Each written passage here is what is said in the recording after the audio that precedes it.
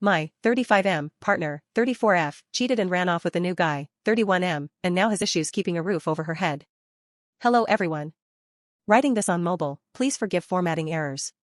I was in a decade-long relationship with the person mentioned in the title. We have a child together who is in first grade.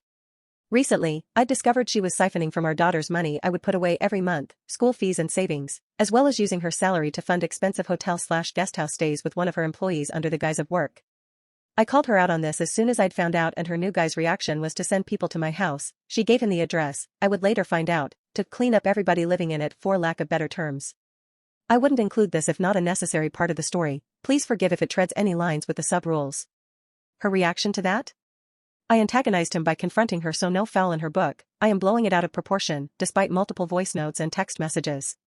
I kicked her out of the house due to obvious danger in this, and her new guy cannot help her with a place to stay. Without giving too much away, she earns less than half of what I do, and he earns a quarter of what she does. She's currently couch surfing around her friends/relatives' places, while he allegedly lives with his mother in a studio apartment. Recently, she's contacted me to ask me to co-sign on a lease with her as she doesn't have any other options, and while I want to help her because I care about her, I also feel she has made her own bed and should lay in it alone, or with that guy. The consequence of all this up and down is that legally, he's not allowed anywhere near our daughter anymore, so the two of them moving in together would likely mean she cannot see our daughter anywhere that isn't neutral ground because I don't want her at my place. She knows this, and this is partially why she asked for my help, as if the other guy signs with her, he will want to move in with her. Should I feel bad and help her out? Should I tell her this is her doing and leave her to her own devices?